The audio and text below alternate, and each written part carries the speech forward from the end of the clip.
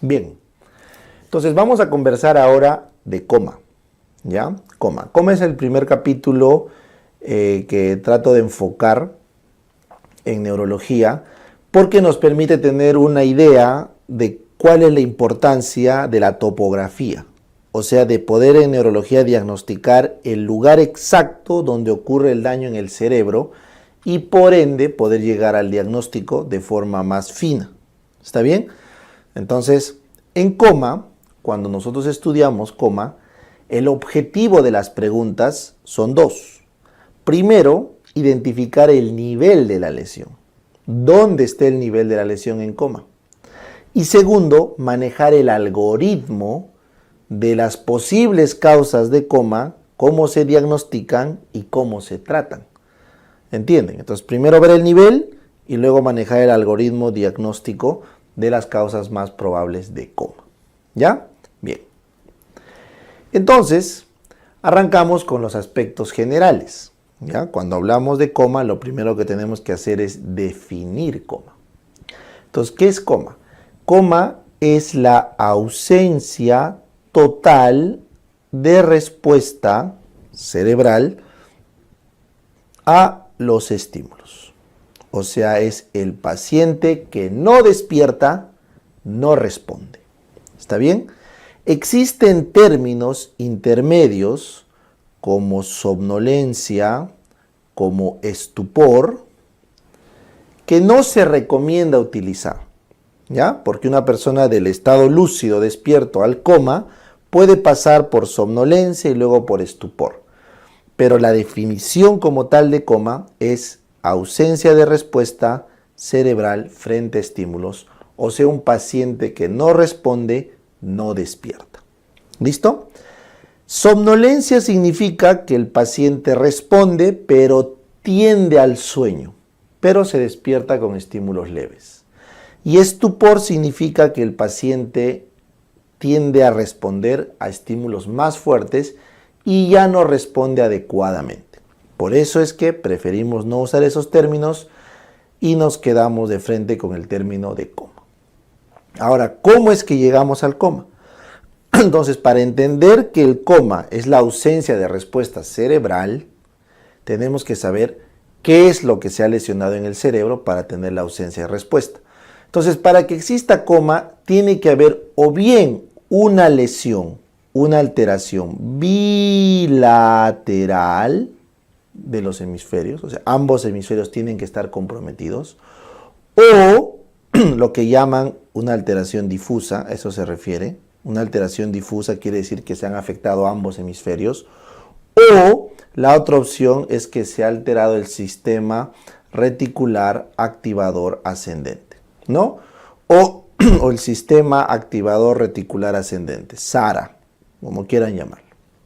Entonces, este SARA, sistema reticular activador ascendente, se encuentra entre la protuberancia y el mesencéfalo, ahí. Es un grupo de núcleos cuya función es liberar neurotransmisores excitadores a través de estas vías a la corteza. Concretamente, noradrenalina, dopamina, serotonina.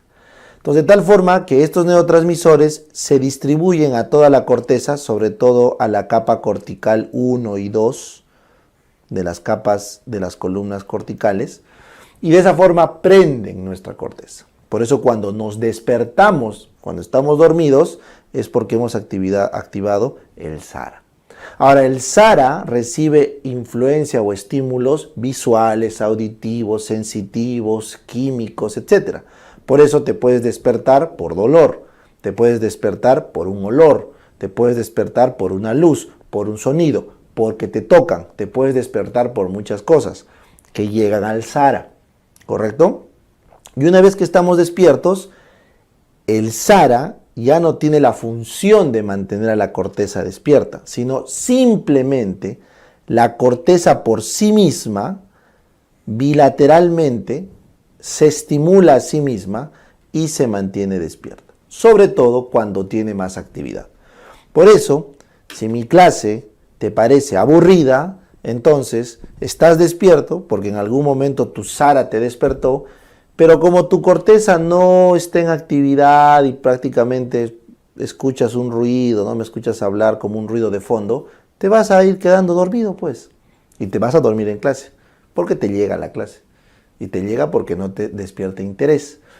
Pero si ya te toma interés la clase y dices, a su madre, a ver cómo es eso que está hablando el profe, o hago un chiste, o digo algo y te llama la atención, o te gusta el tema, o te gusta la forma como lo estás aprendiendo y tu cerebro está haciendo unidad sináptica, entonces no te duermes. Y estás despierto 1 hora, y 2 horas, y 3 horas, como en una película, ¿no? De los Avengers, 4 horas despiertos. Y puedes estar despierto 5, 6 horas estudiando todo el día. Algunos hasta se van a dormir altas horas de la noche y siguen despiertos, porque están motivados, porque sus cortezas están trabajando a toda velocidad. Entonces, el mantenernos alerta y despiertos es un trabajo que arranca con el SARA, pero que se mantiene con la corteza. Por lo tanto, ¿en qué momento entramos en coma? Entramos en coma cuando se afecta el SARA. Si el SARA se afecta por algún traumatismo, por un hematoma, por alguna condición que altere estos núcleos, ¡plop!, se apaga la conciencia. ¿Correcto? Y ya no se puede prender, porque el SARA es lo que lo prende. O la otra opción es que bilateralmente nuestros hemisferios no funcionen. ¿Por qué? Porque están intoxicados con algo, porque no les llega sangre, porque no les llega oxígeno, por lo que fuera. También perdemos la conciencia. Entonces son dos formas por las cuales podemos perder la conciencia. Alteración difusa cortical o lesión directa del SARA. ¿Entendieron? Listo.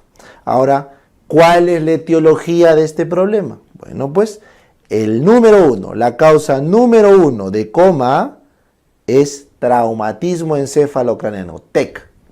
El TEC genera un impacto que altera mecánicamente la electricidad en el cerebro, puede inclusive generar lesión orgánica en el SARA y ¡pac!, entramos en coma. Si es que el golpe es leve, probablemente perdemos el sensorio por un rato y luego lo recuperamos rápidamente, pero si hay lesión orgánica del SARA sobre todo, es donde nos quedamos en coma persistente. ¿Ya? Bien. La segunda es origen metabólico. Como ven ese dibujo ahí, es un cerebro lleno de sangre. Chicos, uno de los órganos más perfundidos del cuerpo es el cerebro. La cantidad de sangre que recibe por gramo de tejido es enorme. Entonces, si tú te metes un tóxico, y eso tú lo haces todos los fines de semana, ¿no? Te metes alcohol. Y cuando te metes alcohol, tú te das cuenta que ya estás medio borrachito a los pocos minutos de un buen vaso de whisky, de una buena copa de vino, porque has empapado tu cerebro con alcohol. Y obviamente pasa lo mismo con cualquier otra droga. Entonces, metabólicamente puedes lesionar ambos hemisferios y entras en coma. Y la tercera causa sería una infección. La tercera causa es que hay un daño directo, infeccioso, inflamatorio en tu cerebro, por ejemplo una meningitis, por ejemplo una encefalitis, y eso también trae trastornos eléctricos y eso genera coma. Entonces tienes traumatismo metabólico e infeccioso, tus tres principales diferenciales de coma. ¿Ya? El tema del traumatismo es fácil sacarlo por la historia clínica y porque el paciente focaliza. Hay algún tipo de focalización. ¿Ya? En cambio, en el metabólico es más difícil. No es usual que encontremos focalización en el metabólico. Y en el infeccioso, pues obviamente lo sacamos por la fiebre. ¿Ya? Son líneas generales que te permiten rápidamente en el triaje identificar la causa de coma. ¿Bien? Listo. Entonces ahora vamos a diagnosticar el coma. Vamos a diagnosticar el nivel de lesión de coma y luego vamos a diagnosticar en el algoritmo las posibles causas del coma y cómo se deben manejar. Bien, entonces arrancamos. Lo primero que deben recordar en el coma es que para diagnosticar el nivel de lesión necesitamos evaluar los reflejos oculares motores, ¿correcto? ¿Correcto? Los reflejos oculomotores. Entonces ustedes tienen que recordar que para poder mover la vista tenemos una serie de núcleos y una serie de comandos corticales y también del tronco encefálico.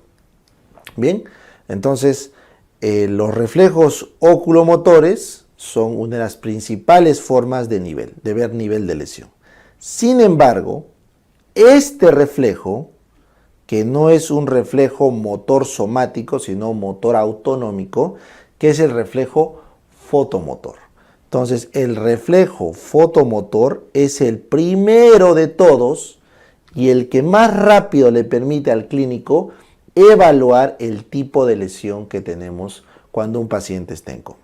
Entonces, ¿en qué consiste el reflejo fotomotor? Sencillo, la luz incide en un ojo, podemos elegir este de acá, y a través del segundo par craneal, esta luz viaja hasta los troncos, o hasta los núcleos, mesencefálicos, y luego pasará al tálamo, y luego pasará al occipital.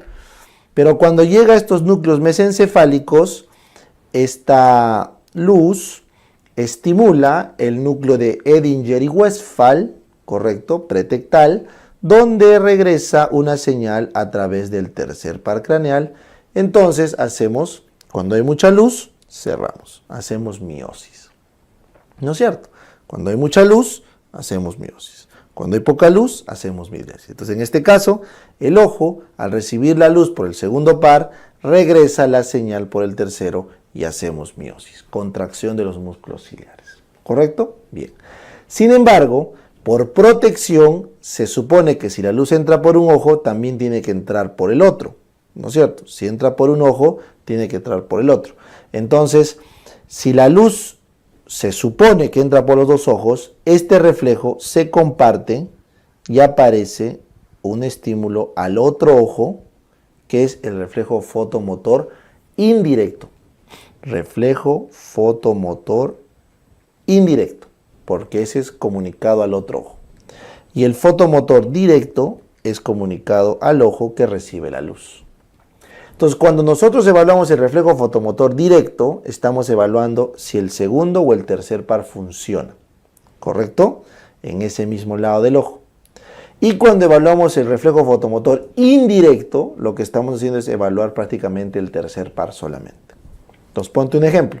Si tu segundo, yo te tapo el ojo derecho y te pongo luz en el ojo izquierdo, y no funciona tu segundo par craneal, entonces no va a haber ningún tipo de reflejo fotomotor, porque nunca hay señal. Pero si funciona este par craneal, ¿correcto? Entonces tiene que regresarte una miosis en ese ojo y luego una miosis consensuada en el otro, para decir que los dos tercer par craneal están bien. Si fallara alguno de ellos, entonces decimos que hay una lesión mesencefálica en este núcleo porque no se ha respondido con una respuesta fotomotora. Entonces, ¿por qué es importante este reflejo? Porque cuando el reflejo fotomotor existe, está presente, eso quiere decir que este núcleo de Edinger y Westphal está funcionando. Eso quiere decir que el paciente tiene el mesencéfalo ok. Eso quiere decir que la lesión está por encima del mesencéfalo. O sea, es una lesión cortical. Entonces, este reflejo fotomotor está conservado, ¿correcto? Está conservado en la mayoría de lesiones metabólicas. En la mayoría de lesiones metabólicas se conserva este reflejo fotomotor. En cambio, en los traumatismos encefalocraneanos, en los TECs, se suele afectar el tercer par. Se suele afectar por el traumatismo y usualmente este reflejo fotomotor es asimétrico o no está bien o no responde correctamente. Entonces eso te llega a indicar. ¿Ya? Entonces este reflejo está conservado cuando el paciente tiene el mesencéfalo ok. Un datito importante acá es cuando una persona está en hipoxia, o sea, en muerte cerebral por hipoxia, hace una midriasis bilateral y eso también es un signo bastante específico de muerte cerebral, midriasis bilateral. Por eso tú has visto que cuando una persona muere en alguna película y enfocan los ojos, las pupilas se dilatan, porque eso significa que hay anoxia. Hay anoxia. ¿Ya? Muy bien, entonces entendieron. ¿Listo? Vamos al siguiente.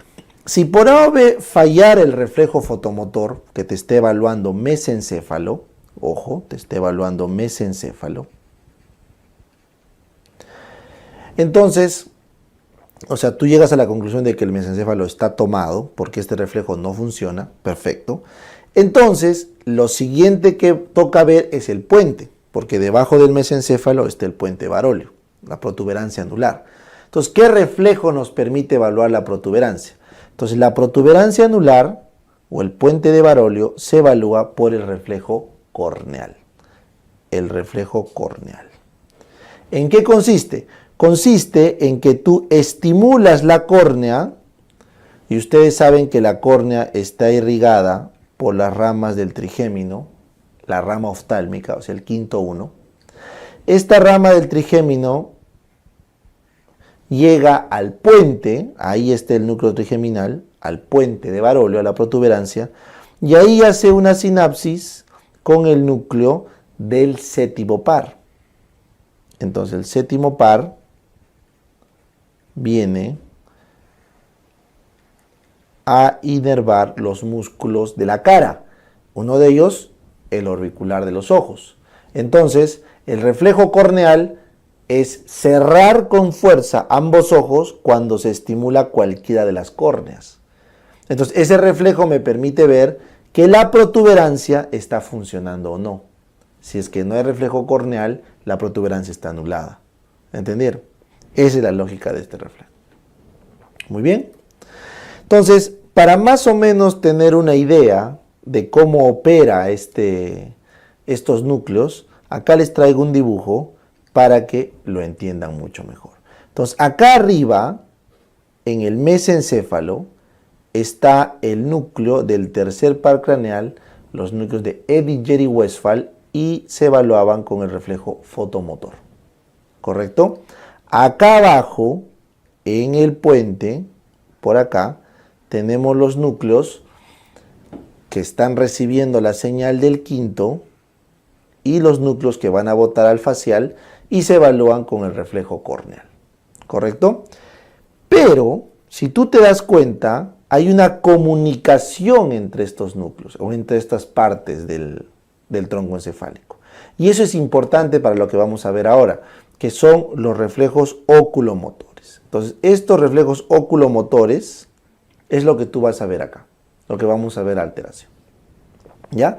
Entonces, explicado estos dos reflejos de la izquierda, ahora vamos a abocarnos solamente a los reflejos oculomotores. Entonces, para eso yo necesito que ustedes recuerden, ¿ya?, que el ojo mira hacia afuera a través del músculo recto externo. Los rectos externos te hacen mirar hacia afuera. Y eso es el sexto par. El sexto par.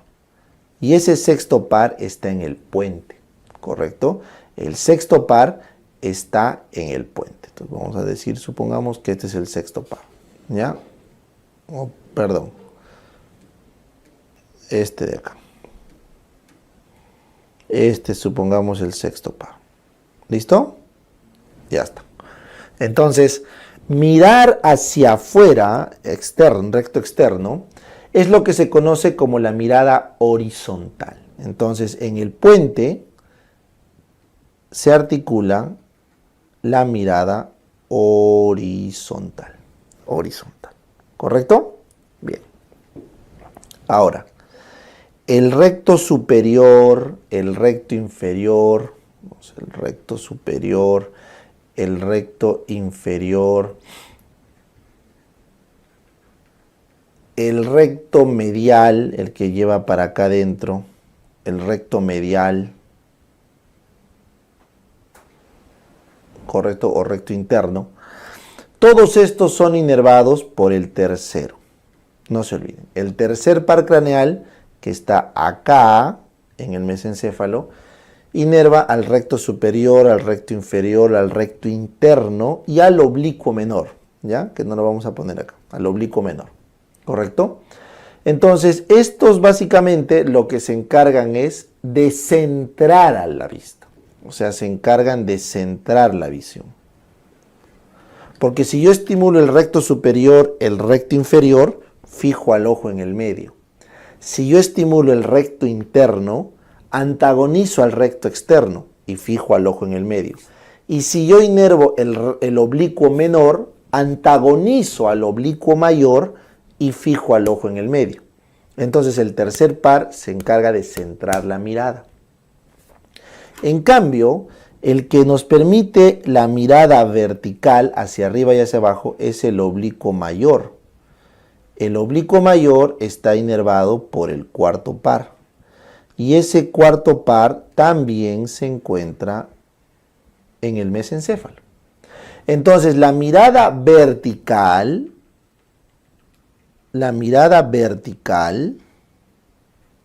se integra en el mesencéfalo. Y básicamente depende del oblicuo mayor, porque el oblicuo mayor nos permite mirar hacia adentro y hacia abajo. Si tú quieres mirar tu nariz, estás usando tu oblicuo mayor. Por lo tanto, cuando hay una lesión de la mirada vertical, la lesión está en el mesencéfalo. Cuando hay una lesión de la mirada horizontal, la lesión está en el puente. ¿Ya? Y sobre esto, ustedes inclusive pueden llegar a más lesiones puntuales. Por ejemplo, ¿qué creen que pasa si se lesiona el recto externo del ojo izquierdo? Eso quiere decir que mi ojo izquierdo, cuando voltea hacia la izquierda, no se va a mover. Se va a mover el derecho hacia adentro, pero el izquierdo no. ¿Correcto? ¿Qué creen que va a pasar cuando el tercer par craneal se lesiona del lado izquierdo? Eso quiere decir que mi ojo no se puede centrar, el ojo izquierdo, entonces se va a ir hacia afuera y hacia abajo. ¿Correcto? Hacia afuera, botado por el recto externo, y hacia abajo por el oblicuo mayor. ¿Qué pasa si el oblicuo mayor no funciona? No voy a poder mirar hacia el medio. Entonces, las lesiones de los pares craneales se permiten mostrar a través de las alteraciones o de los movimientos oculares anómalos o las desviaciones de la mirada, como se llama. ¿Listo? Bien. Y finalmente, para terminar, estos núcleos del puente con el mesencéfalo se conectan entre sí a través de esto que estoy pintando de azul, que es el fascículo longitudinal medial. Y es importante que lo recuerden porque en los pacientes con esclerosis múltiple esto se altera. ¿Ya? En los pacientes con esclerosis múltiple se altera el fascículo longitudinal medial. ¿Listo? Bien. Ahora, existen algunos datos adicionales que deben también recordar. Por ejemplo, en el frontal, arriba en la corteza, tenemos el centro oculógiro o el centro de la mirada conjugada. Entonces, cuando se altera ese centro superior que está en el frontal, ya, no se olviden, este centro oculógiro se encarga de llevar los ojos contrarios, hacia el lado contrario. Entonces, si yo lesiono mi centro oculógiro o mi área de la mirada conjugada en el frontal izquierdo, lo altero, entonces va a funcionar solo el del lado derecho y por lo tanto la mirada se va a desviar hacia la lesión. Entonces recuerden, cuando se lesiona el frontal, hay una desviación conjugada de la mirada hacia la lesión, porque está funcionando el lado contralateral. Pero si la lesión fuera en el puente, si se lesiona el puente del lado izquierdo, entonces el ojo se va contralateral. Hay una desviación de la mirada hacia el otro lado, porque he destruido el recto externo izquierdo. ¿Ya? Entonces, la desviación conjugada de la mirada es hacia la lesión, ipsilateral a la lesión, cuando la lesión es en el frontal, o es contralateral a la lesión, cuando la lesión es en el puente. ¿Listo? Esa es la desviación conjugada de la mirada. Adicionalmente, si se lesiona el frontal, tendrán clínica motora contralateral. Si se lesiona el puente, también tendrán clínica motora contralateral. ¿No es cierto? La única diferencia radica en que si se lesiona el puente, hay lesión ipsilateral del facial. Ipsilateral del facial. Ese es un dato adicional que les doy por si es que alguna vez les preguntan. Bien, entonces estos reflejos oculomotores que nosotros solemos estudiar son los siguientes. los reflejos espontáneos, el famoso Robin, correcto, los reflejos oculocefálicos y los reflejos oculovestibulares. ¿Ya? El Robin es un movimiento aleatorio del ojo cuando un paciente está en coma. Entonces, yo tengo un paciente en coma, le abro los ojos y veo que está moviéndose a todo lado sin un orden. Eso significa que hay Robin positivo, eso significa que el tronco encefálico está ok, porque están habiendo movimientos oculomotores. El óculo cefálico es otra cosa, es cuando yo le giro la cabeza con mis manos a la derecha y los ojos se van yendo hacia la izquierda. Esos son los ojos de muñeca. También significa que el tronco está bien. Nosotros cuando estamos despiertos, no estamos en coma, anulamos ese reflejo, de tal forma que cuando giro mi cabeza a la derecha, mis ojos acompañan a mi cabeza. Pero si yo estaría en coma, me giras la cabeza y mis ojos se van al otro lado. ¿Listo? Eso es para el equilibrio. ¿Ya? Luego, cuando nosotros estamos, por ejemplo, en alguna actividad motora y tu cabeza se está moviendo, pero tú quieres mantener la mirada en el centro, se activa este reflejo. De tal forma que tu cabeza se mueve a la derecha, a la izquierda, pero tú estás manteniendo la mirada siempre en el objetivo. Es un reflejo. ¿Ya? Muy bien. Y el reflejo oculovestibular es cuando estimulas el conducto auditivo con agua caliente o fría, los ojos se suelen mover. Entonces, cuando se pone agua fría, los ojos se mueven hacia el oído estimulado y luego hacen un nistagmus fuerte contralateral. Y como lo que vemos es el nistagmus, entonces al final, si yo pongo agua fría en el oído derecho, veo un nistagmus hacia el lado izquierdo. Por eso la mnemotecnia es: el ojo huye del frío. El nistagmus huye del frío. Entonces, si te pongo agua fría en el oído derecho, tu nistagmus bota hacia el lado izquierdo. ¿Ya? Entonces, de esa forma, con estos reflejos que hemos visto, fotomotor directo, indirecto, el corneal, el Robin, Rock, el ROF, y con las desviaciones conjugadas de la mirada, podemos tener una visión de si la lesión está o no en el puente y en qué parte del puente. ¿Listo? Bien. Ahora, existe también otros reflejos para ver las lesiones que tienen que ver con la respiración y que tienen que ver con los movimientos o las respuestas motoras al dolor. Entonces, para esto quiero que recuerden esta anatomía. Entonces, en el tronco encefálico no se olviden que tienes acá abajo el bulbo raquídeo, acá arriba el puente y acá arriba el mesencéfalo. ¿Correcto? Bien. Entonces, en el bulbo raquídeo recuerden que tenemos acá los núcleos dorsales. Estos son los núcleos dorsales de la inspiración. Y acá tenemos los núcleos ventrales de la inspiración-expiración. ¿Ya? Entonces recuerden que estos núcleos dorsales mandan sus señales hasta el nivel C4, donde sale el frénico para la inspiración. Y esta es la señal de salida, ojo.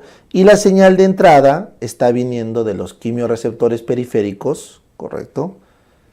Del cuerpo aórtico o del cuerpo carotídeo. ¿Listo? Entonces, ¿en qué consiste? Cuando nosotros estamos como ahora, tranquilamente conversando, no estamos conscientes de la respiración, entonces nuestros núcleos dorsales están haciendo una inspiración inconsciente y la expiración es pasiva por relajación del diafragma. ¿Me entienden? Pero si nuestros quimiorreceptores empezaran a notar que estamos haciendo hipercapnia o hipoxia, o si el CO2 empezara a pasar a estos núcleos ventrales, entonces estos núcleos ventrales son muy sensibles al pH, entonces al pH y al CO2. Entonces empezamos a hiperventilar. Entonces cuando nosotros estamos, por ejemplo, cansados porque hemos hecho ejercicio, entonces empezamos a agitarnos, porque se ha activado una respuesta del núcleo ventral que ya no lo podemos controlar. Entonces cuando entramos en acidosis, empezamos a hiperventilar y no lo puedes controlar porque es regulado por el bulbo raquídeo. ¿Está bien? Entonces, se ha visto que cuando hay lesiones a nivel del tronco encefálico, se altera el patrón respiratorio, ¿ya? Entonces, cuando se altera a nivel del bulbo raquídeo, aparece una respiración atáxica, sin orden, o respiración de Biot. Pero cuando la lesión es arriba, por ejemplo en el puente, acá está el centro amnéusico, puede haber otro tipo de patrones. O si la lesión está más arriba, encima del mesencéfalo, inclusive en la corteza, puede haber respiración de Cheyne-Stokes. O cuando hay mucha acidosis, como por ejemplo en la cetoacidosis diabética, puede haber una hiperventilación tipo Kussmaul. Entonces, a lo largo de la literatura ustedes van a encontrar patrones respiratorios que se asocian a coma o que se asocian a acidosis, etc. Entonces, ¿cuáles son esos? Por ejemplo, la respiración de Cheyne-Stokes. La respiración de Cheyne-Stokes son patrones de ascenso y descenso con apneas periódicas. Ascenso y descenso con apneas periódicas. Esa es la respiración de Cheyne-Stokes. ¿Y qué significa? Significa que hay una lesión en el diencéfalo, o que hay una lesión en los hemisferios, pero es una lesión bilateral hemisférica. Esa es la respiración de Cheyne-Stokes. No es muy específica, pero es la más específica de todos los trastornos de la respiración. Luego tienes la respiración rápida, profunda y trabajosa, o la hiperepnia, hiperventilación hiperépnica de Kussmaul. Esta es una respiración de mucha frecuencia y de mucha amplitud que se asocia a acidosis metabólica, típico de la cetoacidosis diabética, más que de un coma. Pero si te preguntaran en qué lesión aparece el Cheyne-Stokes, perdón, el Kussmaul, aparecen las lesiones de puente. Luego tiene la respiración de Biot y la respiración atáxica. Ambas respiraciones, la respiración de Biot es una respiración que tiene periodos de apnea largos, como este, seguidos de periodos de ventilaciones de poco volumen. Ese es Biot. Y la atáxica, como su nombre lo dice, es porque no tiene un orden en absoluto. Ambas respiraciones, atáxica o la de Biot, ocurren cuando ya hay una lesión del bulbo raquídeo porque estás alterando los centros respiratorios propiamente dichos. ¿Listo? Bien. Entonces, esos son los patrones de respiración que te podrían indicar niveles de lesión. Adicionalmente a todos ellos tienes la bradipnea, que es simplemente la disminución de la frecuencia respiratoria, y eso significa que estás bajo acción de algún sedante, como el alcohol, como los barbitúricos, etc. ¿Listo? Bien. Ahora vamos al otro, que es el trastorno motor. ¿Ya? Entonces voy a borrar todo lo que hemos visto acá de respiración y nos vamos a centrar en el motor. ¿Ya? Entonces para eso necesito que recuerdes los núcleos del tronco. Entonces en el mesencéfalo, tenemos acá un núcleo grandote, que es el núcleo rojo. ¿Ya? Y en el puente y parte del bulbo tenemos unos núcleos largos así, que son los núcleos de la formación reticular. ¿Correcto? Entonces los núcleos de la formación reticular son principalmente extensores, tanto de miembro superior como de miembro inferior, y el núcleo rojo es un núcleo básicamente flexor de miembro superior. Flexor de miembro superior. ¿Entendieron? Entonces, lo normal es que estos núcleos reticulares y del núcleo rojo estén inactivos por control superior. O sea, nuestro cerebro, nuestro diencéfalo, nuestros hemisferios están inhibiendo a estos núcleos para que no estén trabajando. Y solo se activan bajo ciertas condiciones. ¿Está bien? Entonces, ¿qué pasa cuando a una persona le deprivas por completo el control superior, diencefálico y el hemisférico. Entonces nuestros movimientos ya no son controlados por nuestra corteza. Entonces aparecen movimientos, reflejos anormales. Entonces al haber quitado eso, has quitado el control sobre estos núcleos. Y por lo tanto ahora el que predomina es el núcleo rojo. Al no haber control superior, el núcleo rojo toma posesión y este inhibe a la formación reticular. ¿Correcto? Inhibe parcialmente la formación reticular. ¿Por qué? Porque solamente se encarga de la flexión del miembro superior. Entonces, inhibe la extensión del miembro superior. Entonces, cuando tú a una persona la estimulas, y esta persona está en coma, y no tiene control cortical, entonces aparece esta respuesta al dolor, que es la famosa rigidez de decorticación. ¿Qué significa? Que está decorticado, ha perdido el control de la corteza, por lo tanto, frente al estímulo doloroso, responde con un reflejo anormal. Y ese reflejo anormal está estirando, extendiendo, hay una hiperextensión del miembro inferior, ahí está, por la formación reticular, y hay una flexión patológica del miembro superior porque está trabajando el núcleo rojo. Entonces, cuando una persona está en rigidez de decorticación, me dice que le he volado la corteza, pero está todavía bien el núcleo rojo. O sea, todavía está bien el mesencéfalo. Pero si tú te llevas al mesencéfalo, destruyes el núcleo rojo y el mesencéfalo, entonces ya no hay quien inhiba la parte del miembro superior en la formación reticular. Entonces aparece la rigidez,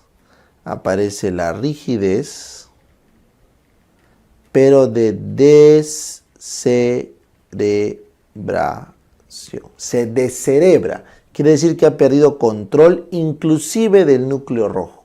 Por lo tanto, aparece la hiperextensión de miembros inferiores y la hiperextensión con aducción de miembros superiores. Eso significa que la lesión ya está alrededor del puente. Ahora, si tú te vas más abajo en la lesión, o sea, te llevas el puente, cortas ahí, entonces ya no hay formación reticular, entonces el paciente ya no tiene extensión, el paciente hace hipotonía. Entonces recuerda, cuando un paciente está en hipotonía es porque ya te has llevado inclusive el puente, o sea, la lesión está en el bulbo. ¿Ya? Y finalmente, para terminar, si el paciente tiene una respuesta motora asimétrica, eso significa que lo que ha habido es una focalización y probablemente el daño sea por causa hemorrágica o isquémica. Entonces, cuando tú tienes un trastorno motor, pero asimétrico, o sea, el lado derecho es diferente al izquierdo, entonces piensa que eso es una focalización y eso implica que el coma es de causa vascular. Ya, ese es un datito. ¿Listo? Bien. Entonces, con eso ya hemos aprendido a encontrarle el nivel al coma. Ahora vamos a aprender al tratamiento y manejo general del coma. Entonces, ¿tú qué haces cuando una persona viene a tu emergencia y está en coma? Entonces, pregunta de examen, ¿no? Entonces, cuando viene a tu emergencia, el paciente se va a presentar con la conciencia deprimida. O sea, no responde, no despierta. Entonces, tu algoritmo, como ves a la izquierda, es el ABC. Tienes que hacer el diagnóstico. Tienes que aplicar un tratamiento empírico. Tienes que examinar detalladamente, tienes que buscar imágenes y tienes que disponer al paciente para manejo posterior. Entonces, arrancamos.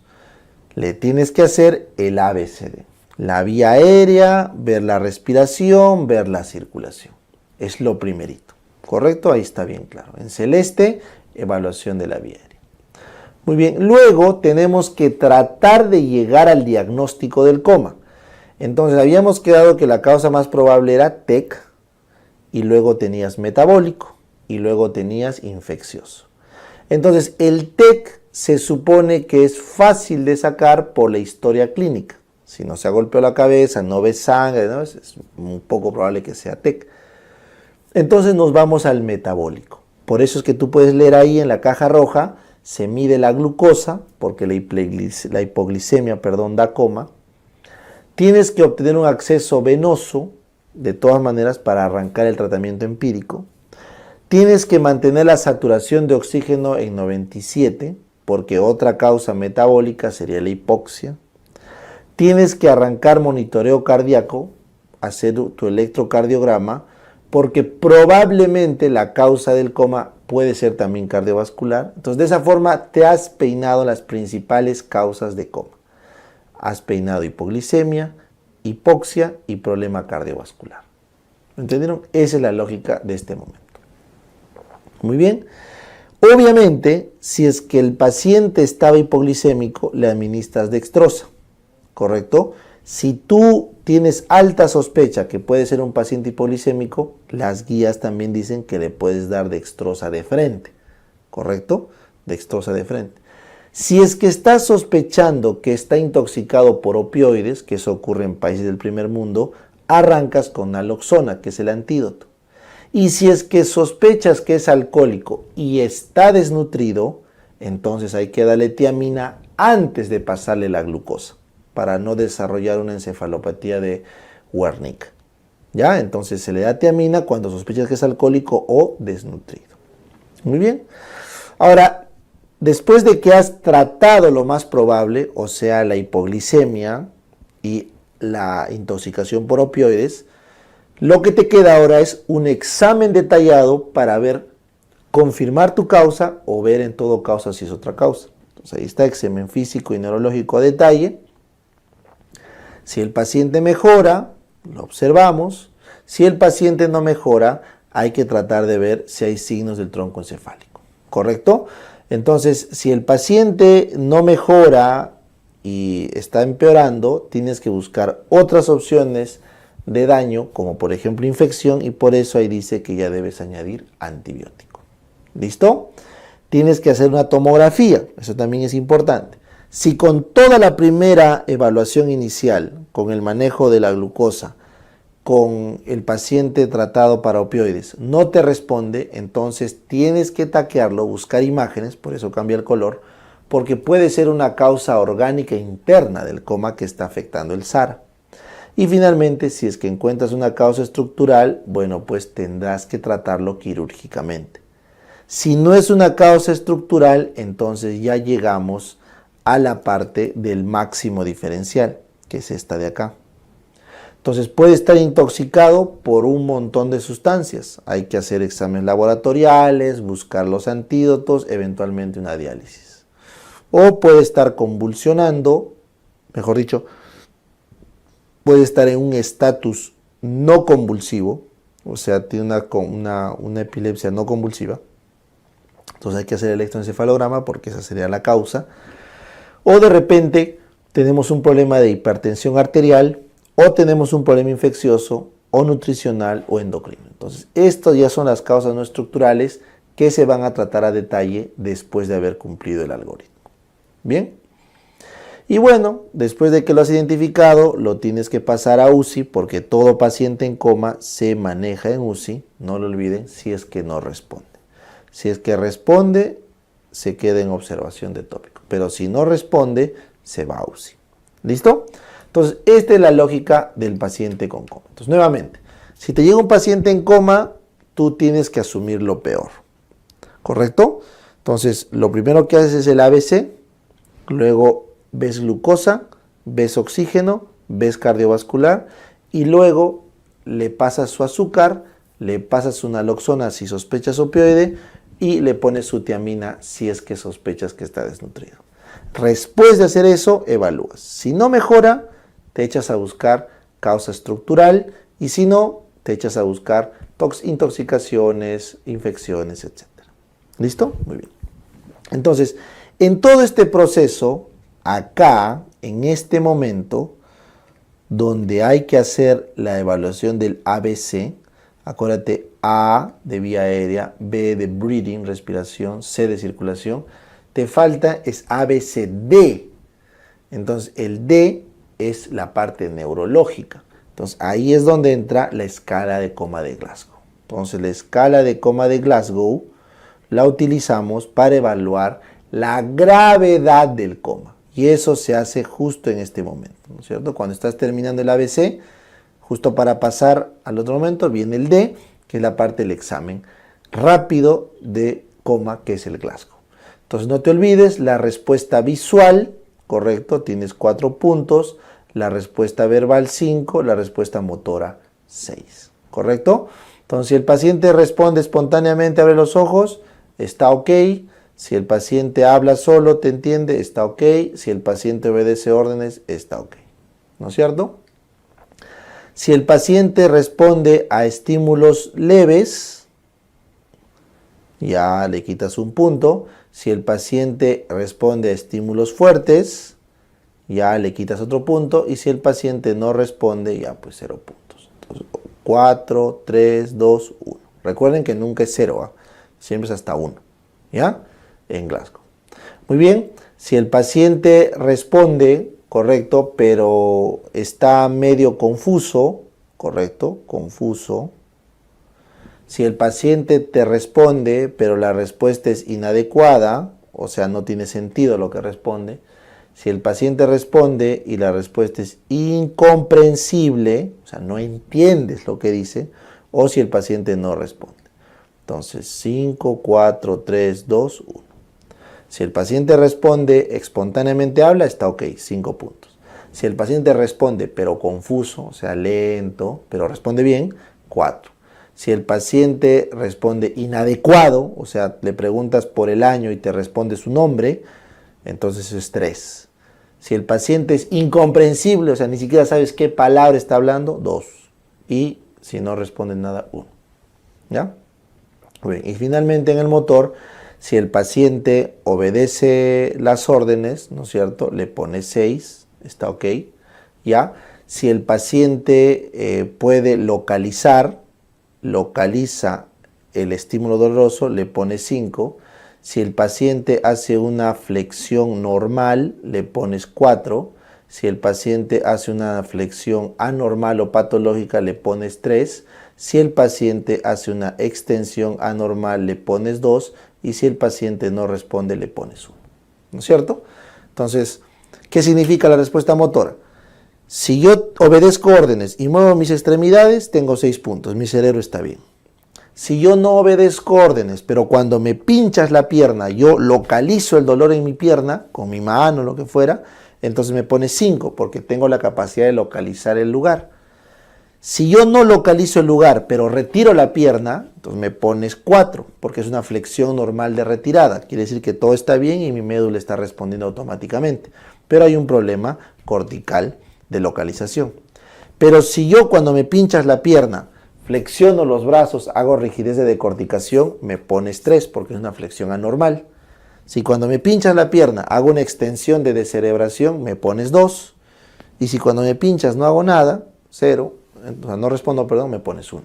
Entonces, esa es tu escala de coma de Glasgow. Y recuerden que si es menor o igual a 8 el Glasgow, eso es grave. Y el paciente tiene que ir a intubación. ¿Correcto? O si el paciente empeora más de 3 puntos del Glasgow con el que entró, eso también es grave.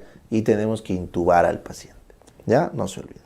La escala de coma de Glasgow no sirve, correcto, no es útil cuando el paciente está focalizando. No es útil. Pero cuando un paciente focaliza, yo le puedo quitar un montón de puntos si es que la focalización es en el área Wernicke. ¿Ya? Entonces no es muy útil cuando la lesión es focal. El Glasgow es mejor cuando la lesión es difusa. ¿Ya? No lo olviden. Perfecto. Listo. Entonces eso es respecto al tratamiento del coma.